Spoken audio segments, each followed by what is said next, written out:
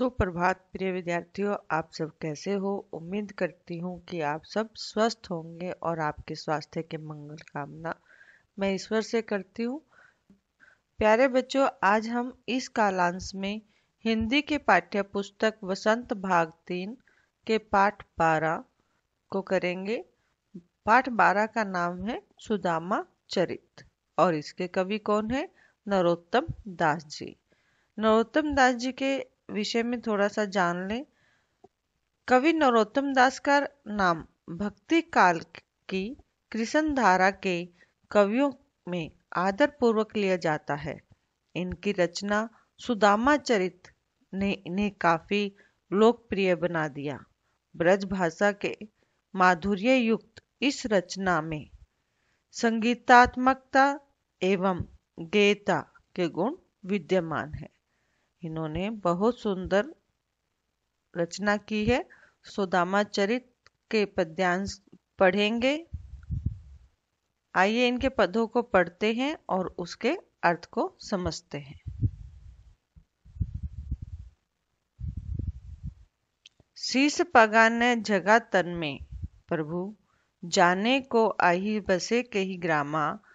धोती फटी सी लटी दुपट्टी, अरू पाए उपा नह को नहीं सामा। द्वार खड़ो द्विज दुर्लभ एक, रहियो चकिसो वसुधा अभिरामा। पूछत दीन दयाल को धाम, बतावत आपनो नाम सुदामा। आइए, यहाँ पर कवि नरोत्तम दास जी बताते हैं कि जब सुदामा पत्नी के कहने पर श्री कृष्ण से मिलने के लिए द्वारका पहुंचे तो श्री कृष्ण का द्वारपाल, जो द्वार पर खड़े होते हैं, द्वारपाल उनकी दीनहीन दशा को देखकर चकित हो जाते हैं, हैरान हो जाते हैं और वे श्री कृष्ण से जाकर बताते हैं। आइए देखिए क्या बताते हैं कि द्वार पर एक दुर्लभ ब्राह्मण आया है।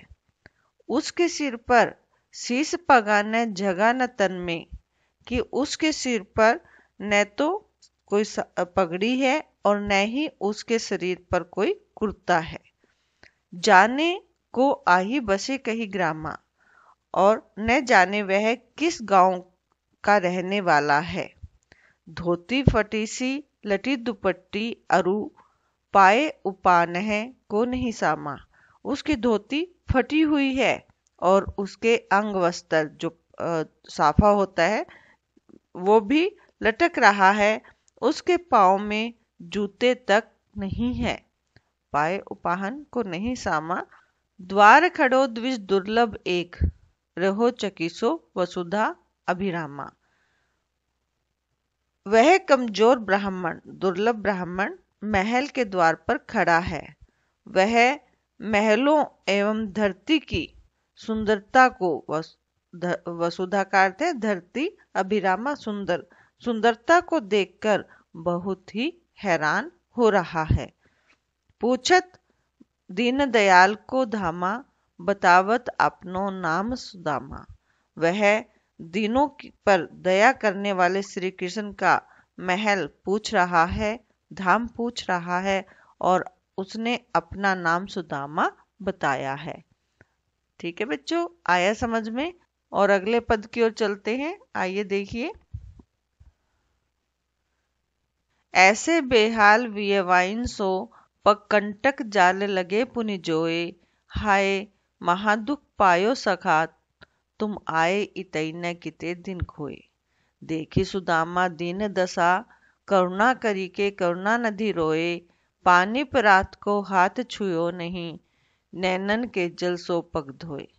आइए इसका भाव समझे कि कवि यहाँ क्या बता रहे हैं। कवि ने सुदामा की इस दीनहीन दयनीय दशा को देखकर श्री कृष्ण के करुणा में दयालु स्वभाव का उल्लेख किया है।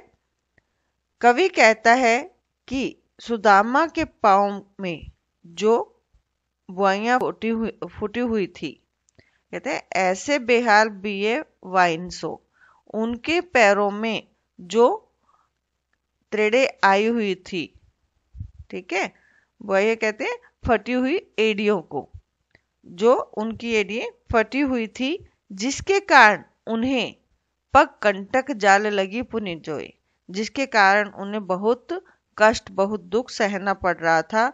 उनके पैरों से ऐसा लगता था मानो जैसे कोई कांटों का जाल बिछा हुआ हो। हाय महादुख पायो सखा, तुम आए इतने किते दिन खोए। सुदामा को देखकर श्री कृष्ण कहते हैं, हे मित्र, तुमने कितने दुख पाए हैं, तुमने यहाँ आने में कितने दिन गंवा दिए हैं, तुमने यहाँ आने में कितने दिन गंवा दिए हैं। उनके कहने का भाव है कि इतने दिनों तक तुम कहाँ थे, यहाँ क्यों नहीं आए। देखी सुदामा की दीन दशा, करुणा करी के करुणा निधि रोए, पानी प्रांत को हाथ छुयो नहीं, नैनन के जल सोपक धोए।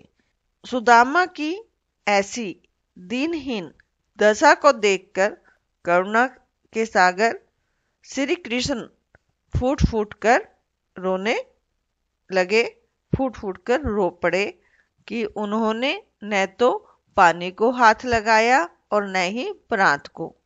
बिना पानी और प्रांत को हाथ लगाए ही उन्होंने अपने आंसुओं से अपने मित्र सुदामा के पांव धो दिए।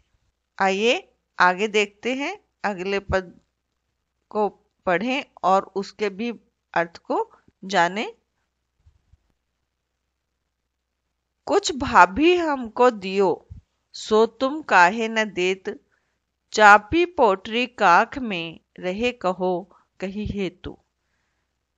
यहाँ पर कवि हमें बता रहे हैं कि जब सुदामा पत्नी द्वारा दिए गए चावलों की पोटरी को बार बार अपने बगल में अपने कांच में छुपाने का प्रयत्न करते हैं, छुपाने की कोशिश करते हैं, परंतु श्री कृष्ण ने उनसे पूछ लिया कि भाभी ने हमारे लिए जो कुछ भेजा है, कुछ भाभी हमको दियो, भाभी ने हमको जो कुछ भेजा है उसे तुम क्यों छुपा रहे हो, मुझे क्यों नहीं दे रहे हो।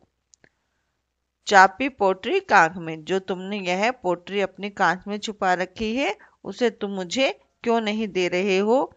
रहे कहो कही हेतु, तुम अपने बगल में जो पोटरी दबाए हुए हो उस लाओ, उसे मुझे दे दो। आइए अब इससे अगले पद की ओर बढ़े और देखें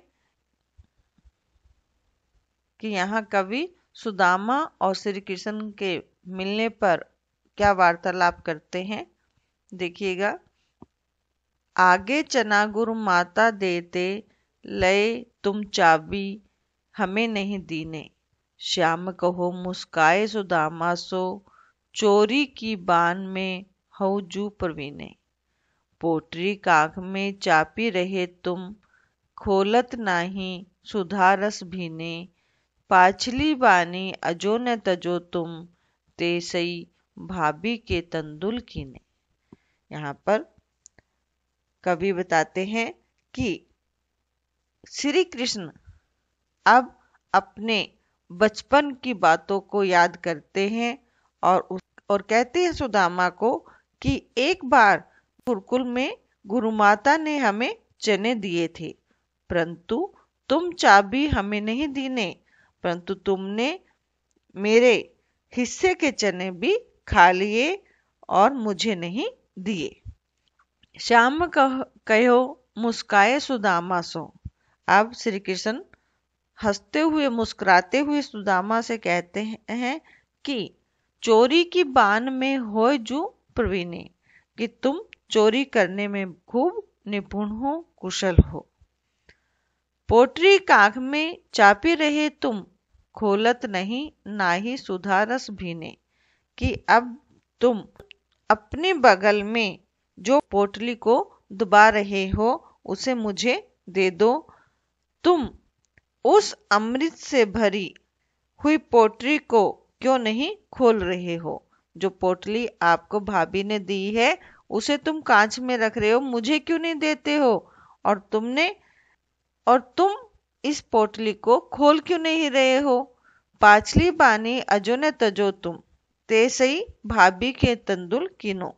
अब तुम भाभी के द्वारा दिए गए चावलों के साथ पिछली बार की तरह नहीं कर सकते, अर्थात तुम यह चावल अकेले नहीं खा सकते। देखिएगा कितना प्रिय वर्णन किया है यहाँ पर। दोनों की वार्तालाप से हमें उनके बचपन बारे में पता चलता है। आइए अब आगे के पदों को पढ़ें। वह पुलकनी वह उठी मलिनी, वह आदर की बात, वह पटवनी गोपाल की, कछु न जानी जात। घर घर कर ओढ़त फिरे, तनक दही के काज, कहाँ भयो जो अब भयो, हरि को राज समाज। हऊ आवत नहीं हुतऊ, वाही पठ्यो ठेली, अब कहियो समुझाए के, बहु धन धरो सकेली। देखिएगा, जब सुदामा अपने गांव वापस लौट रहे थे तो उनके मन में क्या क्या बातें आती हैं उसे जाने।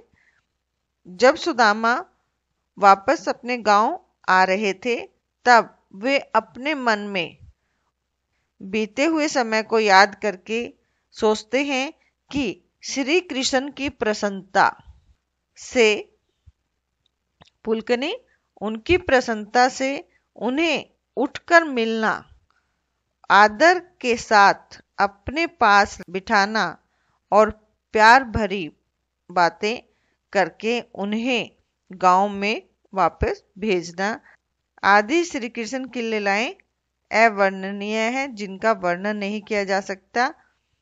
देखिए, वह पुलकनी वह उठी मलिन, वह आदर की बात। सुदामा अपने गांव लौट रहे थे। मार्ग में अपने मन में सोचते हैं कि वे समाज के राजा बन गए तो क्या हुआ। दोबारा फिर सोचते हैं कि मैं सहायता के लिए उनके पास न आता तो अच्छा ही रहता, क्योंकि उन्होंने मुझे क्या किया, पठ्यो ठेली मीन्स खाली हाथ भेज दिया। वे फिर सोचते हैं कि बचपन में तो श्री कृष्ण क्या थे, थोड़ी सी दही के लिए घर घर चोरी करता फिरता था।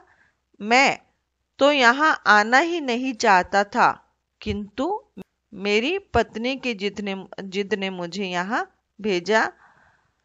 अब मैं उसे जाकर कहूँगा कि कृष्ण ने बहुत सा धन मुझे दिया है। बहुत धन धरो सकेली, श्री कृष्ण ने मुझे बहुत सा धन दिया है, उसे तुम अब संभाल कर रख दो। आइए अगले पद को पढ़ें और अर्थ समझें।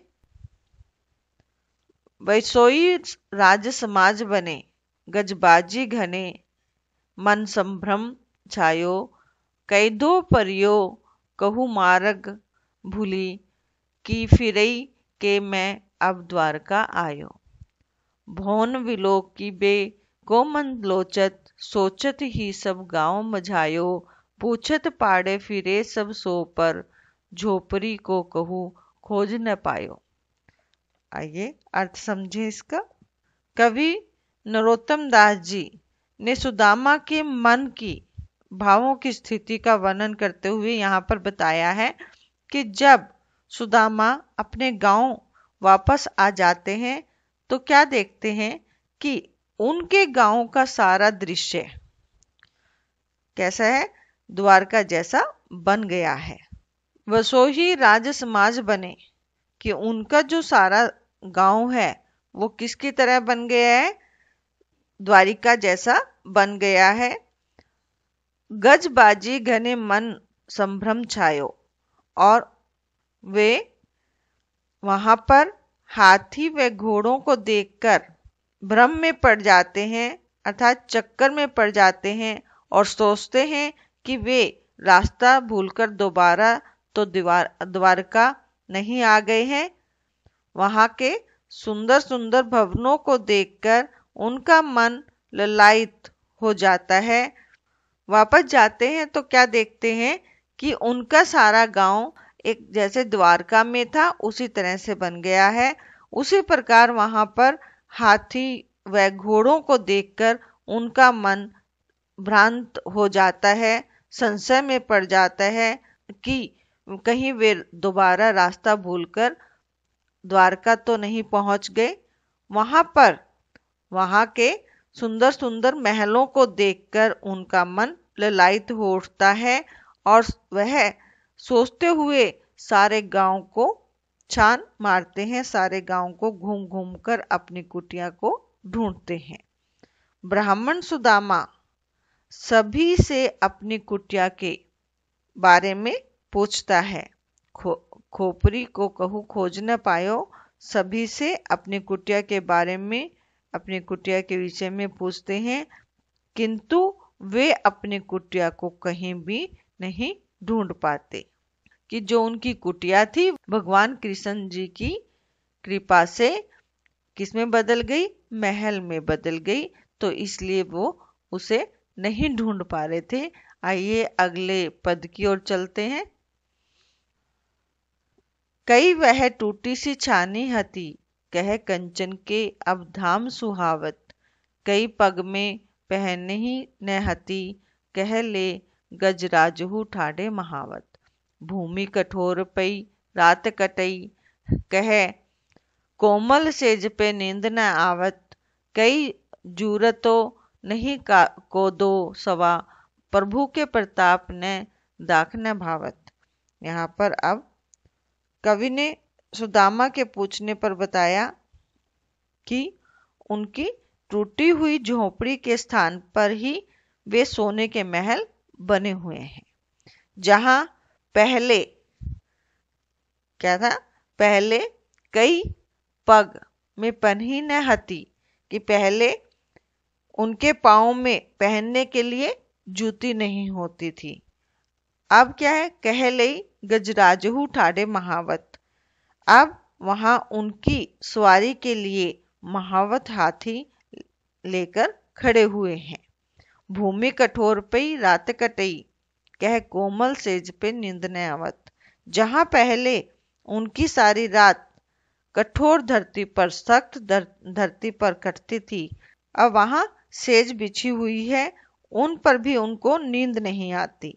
कई जुरतो नहीं कोदो सवा, प्रभु के प्रताप ते दाख न भावत, जहां पहले पेट भरने के लिए मोटा अनाज भी नहीं मिल पाता था, अब वहां श्री कृष्ण की कृपा से दाख आदि फल भी मन को अच्छे नहीं लगते। इस प्रकार श्री कृष्ण ने अपने मुख से कुछ भी न कहकर, कुछ भी न देकर सुदामा को अपार धन दौलत उपहार में देकर अपनी मित्रता की लाज को बचाया। उन्होंने अपनी मित्रता की लाज रखी। तो प्यारे बच्चों, आपने देखा किस प्रकार मित्रता का वर्णन हुआ है।